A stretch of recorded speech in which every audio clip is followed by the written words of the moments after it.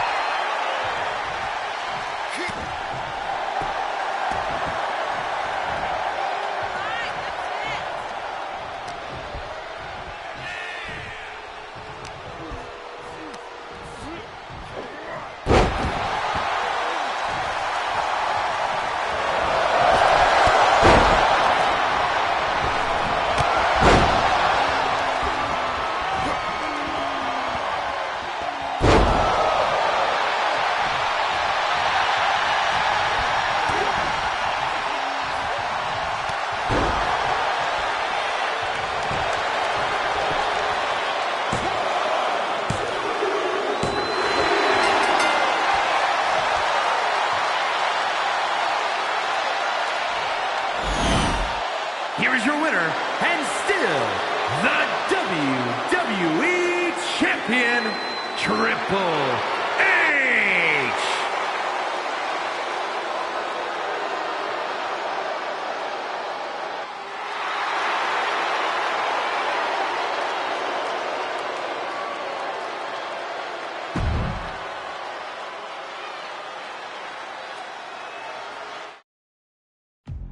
AJ Styles came into the WWE with an enormous resume, having done everything, everywhere, except for WWE. He debuted at the Royal Rumble to a lot of buzz. Can it be? AJ Styles, the phenomenal one, is here! Your first WWE match is your first day on the job, period. And he needed somebody to bring who he is at his core out of him. Man, what if just for one time AJ Styles could face off against John Cena? I'm gonna run circles around you, and I'll be the one saying, you can't see me. What if AJ Styles would have been here 15 years ago? You wouldn't have been a 15-time World Heavyweight Champion. AJ Styles, will be the face that runs this place. The right thing to do for AJ Styles to exist in the WWE was give him identity. Beat up John Cena! Beat up John Cena. That became his identity, and that gave him a foothold. It's like the first time I was able to take off the boots and tights and rhyme 2 words together. It was just something to hold on to, and something for fans to believe in you for. AJ was basically perfect that night. He had an answer for everything. Losing at SummerSlam hurt, but I knew with the right work and preparation, I'd get another chance at him. I knew we weren't done yet.